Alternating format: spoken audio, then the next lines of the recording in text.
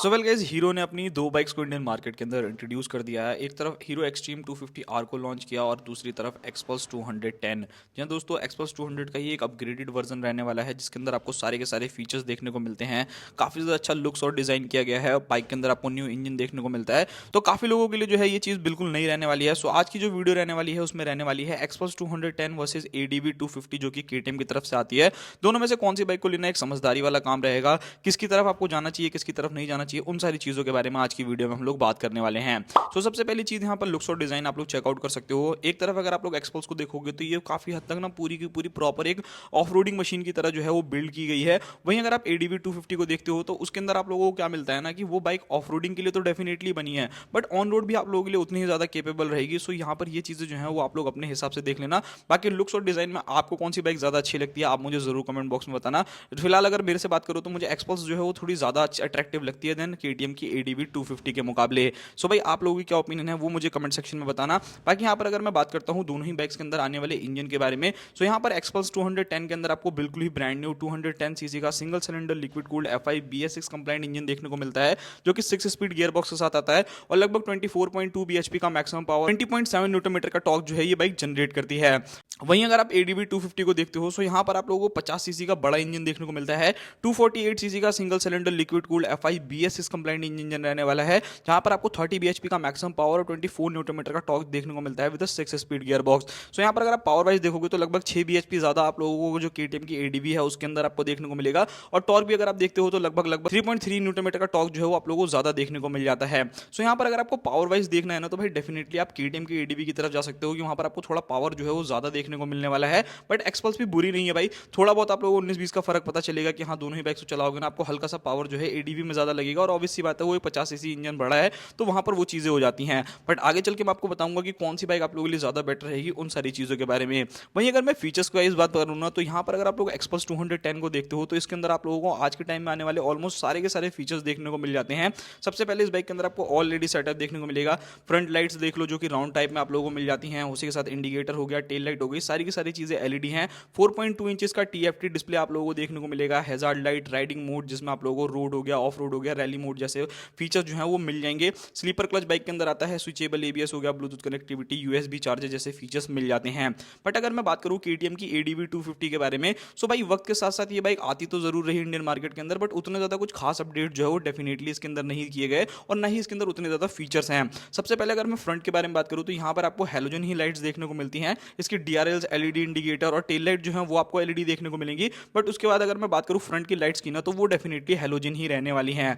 Bike के अंदर आपको डिजिटल मीटर देखने को मिलता है। अब पर्सनली अगर आप लोग देखोगे ना तो एक्सपल्स का जो TFT डिस्प्ले है ना वो डेफिनेटली बहुत ज्यादा अट्रैक्टिव लगने वाला है आप लोगों को। जो एडीवी की 250 का डिजिटल मीटर आता है बहुत ही बेसिक सा है, कैलकुलेटर जैसा लगता है भाई, मुझे पर्सनली उतना पसंद नहीं है। और बाइक के अंदर आपको बेसिक फीचर मिलेंगे लाइक डुअल चैनल ABS हो गया, gear indicator, switchable ABS, 12 volt का सॉकेट आप लोगों को देखने को मिल जाएगा, हैंड गार्ड्स आपको मिलेंगे। एडवांस लेवल के जो फीचर्स आप लोगों को एक्सपल्स 210 में मिलते हैं ना वो डेफिनेटली आप लोगों को देखने को नहीं मिलने वाले। अगर आप एक्सपल्स को कंपेयर भी करते हो ना तो आपको इसमें बहुत सारी चीजें मिलती हैं, लाइक आपको TFT डिस्प्ले देखने को मिलती है, स्लीपर क्लच भी मिल जाता है, राइडिंग मोड्स आपको मिलते हैं, हैजार्ड लाइट भी मिल जाती है, ब्लूटूथ कनेक्टिविटी भी मिल जाती है। सो ये कुछ चीजें हैं जो कि आप लोगों को एडीवी 250 के अंदर नहीं देखने को मिलती। सो भाई मेरा यही मानना है कि अगर आप लोगों को एक ऐसी बाइक चाहिए जिसके अंदर फीचर्स भी हो, बिकॉज कहीं ना कहीं आप लोग अगर आप लोग लॉन्ग टूर पे जाते हो तो ये सारी सारी की चीजें जो है ना वो कहीं ना कहीं काम में ही आएंगी। लाइक अगर आप लोगों को इस मोड्स के बारे में बात करूँ तो भाई आप अपने हिसाब से मोड्स को लगा सकते हो। अगर आप लोग ऑन रोड चल रहे हो तो रोड मोड लगा लो, अगर आप ऑफ रोडिंग कर रहे हो तो ऑफ रोड मोड लगा लो, आपको क्या कहते हैं ABS को ऑफ करना है वो चीज कर सकते हो, उसके साथ हैजार्ड लाइट मिल जाती है। तो ये सारी चीजें जो है वो आप लोग देख लीजिएगा। तो feature wise any time any day definitely XPulse 210 जो है वो एक बेटर ऑप्शन रहेगी।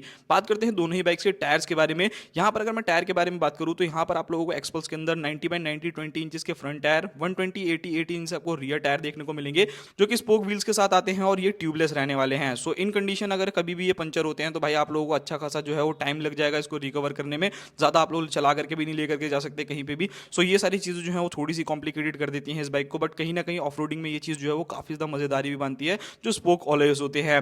वहीं अगर मैं बात करूँ एडीवी के बारे में तो यहाँ पर 190/19 से आपको फ्रंट टायर, 130/80/70 से आपको रियर टायर देखने को मिलेंगे जो कि ट्यूबलेस टायर है, और इसके साथ अलॉय आ जाता है तो पंचर वंचर होने वाला सीन नहीं है भाई। अगर हो भी जाता है, कील घुस भी जाती है तो कम से कम 20-25 किलोमीटर तो आप डेफिनेटली उसके ऊपर ही कवर कर सकते हो। आपको कोई भी पंचर वाला मिलता है तो आप उससे सारी चीजों को जो है वो इजीली करवा सकते हो। तो ये चीज आप लोग देख लेना। एक ड्रॉबैक जो है वो एक्सपल्स का जरूर रहने वाला है। बात करिए ब्रेकिंग सिस्टम के बारे में, तो यहाँ पर आप लोगों को 276 mm की फ्रंट डिस्क और 220 mm की रियर डिस्क देखने को मिलती है आपकी एक्सपल्स में, और 320 mm की फ्रंट डिस्क और 230 mm की रियर डिस्क जो है वो एडीवी में मिल जाती है। सो यहाँ पर ब्रेकिंग वाइज जो रिस्पॉन्स रहने वाला है ना, वो एडीवी का काफी ज्यादा बेटर रहने वाला है। वहीं अगर मैं बात करूँ सस्पेंशन के बारे में, तो यहाँ पर आपको फ्रंट में टेलीस्कोपिक सस्पेंशन देखने को मिलते हैं जिसमें 210 mm का आपको ट्रैवल मिल जाएगा, और रियर में आपको मोनोशॉक एब्जॉर्बर मिलते हैं। बट एडीवी के साथ जाओगे तो वहां पर यूएसडी सस्पेंशन देखने को मिलेंगे, रियर में मोनोशॉक एब्जॉर्बर मिल जाएगा। अब भाई देखो दोनों का काम जो है वो अलग अलग है। मैं टेलीस्कोपिक को एक तरफ रख के देखूं तो भाई ये जो है ना, इसको बनवाना जो है वो काफी ईजी हो जाता है अगर लीक हो जाता है या कोई भी दिक्कत आती है। वहीं अगर यूएसडी के बारे में बात करूं तो उसमें थोड़ा ज्यादा आप लोगों को कंफर्ट जो है वो डेफिनेटली मिल सकता है, बाकी आप लोग अपने हिसाब से देख लीजिएगा।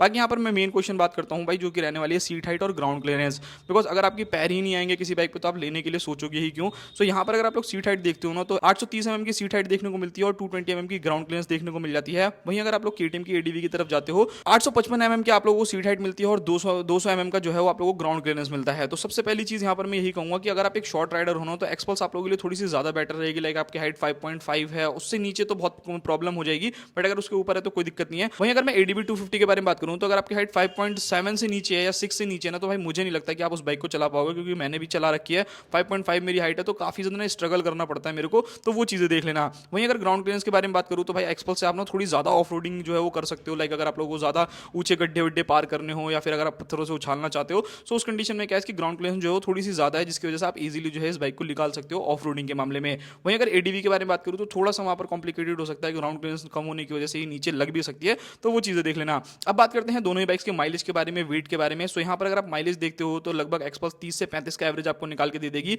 वहीं अगर आप एडीवी को देखते हो तो भाई वो 30 का एवरेज देने वाली है, और 13 लीटर का फ्यूल टैंक एक्सपल्स के अंदर मिलेगा, और 14.5 लीटर का आप लोगों को एडीवी 250 के अंदर देखने को मिलने वाला है।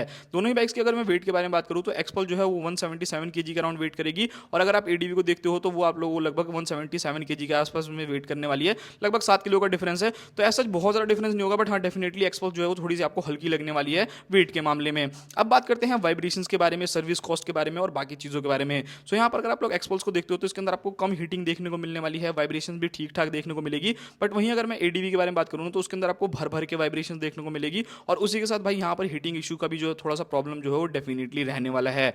बात करते हैं दोनों बाइक की सर्विस कॉस्ट के बारे में। सो यहाँ पर थोड़ी सी चीज़ें जो है वो काफ़ी अलग हो जाती हैं, बिकॉज अगर आप एक्सपल्स को देखोगे ना, तो भाई 200 सीसी के हिसाब से हीरो वाले ने इसकी सर्विस एक एवरेज रेट में जो है वो कर देते हैं 1000 रुपये 1500 रुपये के आसपास में जो है वो हो जाएगी। बट वहीं अगर एडीवी के बारे में बात करूँ, तो भाई उसके अंदर मोट्यूल का इंजन ऑयल ही डलता है, 1000 रुपये का तो इंजन ऑयल ही हो जाता है। सर्विस कॉस्ट अलग लगेगी, सर्विस चार्ज अलग लगेंगे, तो वो सारी चीजें देख करके कहीं ना कहीं केटीएम की सर्विस जो है वो थोड़ी सी हायर साइड जो है वो जा सकती है। अब दोनों बाइक की प्राइसिंग के बारे में बात करते हैं, और उसके बाद आपको कौन सी बाइक लेनी चाहिए उन सारी चीजों के बारे में बात करते हैं। तो यहाँ पर अगर आप एक्सपल्स 210 को देखते हो, तो इसका जो बेस मॉडल है वो 2,03,000 रुपये का कॉस्ट करेगा, और अगर आप इसका टॉप मॉडल लोगे तो 2,14,000 रुपये का कॉस्ट करेगा। बट अगर आप लोग एडीवी को देखते हो तो उसमें कोई वेरिएंट नहीं आता है, एक शायद आप लोगों को जो है लो साइड वाला वेरिएंट जरूर आता है, तो वहां पर 1-2 हज़ार रुपये का डिफरेंस है। 2,83,000 रुपये के आसपास में जो है बाइक ऑन रोड आपको कॉस्ट करेगी, तो लगभग 70,000 रुपये का डिफरेंस है भाई। सो अगर आप लोगों के पास 70,000 रुपये हैं एक्स्ट्रा, आप लोगों को देने हैं कि हाँ भाई मेरे को थोड़ा बड़ा ही इंजन मिल जाए, अगर आप उसको झेल सकते हो कि हाँ भाई मेरे को एक्सपेंसिवर साइड जो है वो सर्विस रहेगी, मैं आराम से इजीली करा लूंगा, तो उस कंडीशन में चले जाओ। बट अगर आप लोगों को एक one of the best value for money off roading machine चाहिए ना, जिसमें अगर आपकी हाइट कम है और आप लोग चाहते हो कि पैर भी मेरे आ जाएं, सो उस कंडीशन में जो है वो आप एक्सपल्स की तरफ जा सकते हो। और अगर आपका बजट कम है तो उस कंडीशन में भी आप जो है एक्सपल्स की तरफ जा सकते हो। बाकी दोनों ही बाइक्स को चलाने का एक अपना अपना स्वाद है भाई। एडीवी 250 में भी काफी मजा आता है, थोड़ा सा यहाँ पर ऑफ रोडिंग के साथ पावर भी अच्छी खासी मिल जाती है। एक्सपल्स को देखोगे तो भाई वहाँ पर सीट का हाइट जो है वो कम है, जिसकी वजह से शॉर्ट राइडर्स उस बाइक को चला सकते हैं, सस्ती है जिसकी वजह से ले सकते हो, फीचर्स ज्यादा है, तो वो सारी की सारी चीजें जो है वो आप लोगों को देखनी पड़ेंगी। बाकी मेरा तो आप लोगों के लिए यही सजेशन रहेगा, कोई सी भी बाइक खरीदो, किसी के भी कहने पे खरीदो, बट एक बार आप दोनों ही बाइक्स को चला करके जरूर देख लो कि आप लोगों के हिसाब से वो बाइक कैसी रहने वाली है कैसी नहीं। बाकी मिलते हैं किसी नेक्स्ट वीडियो में, तब तक के लिए बाय बाय।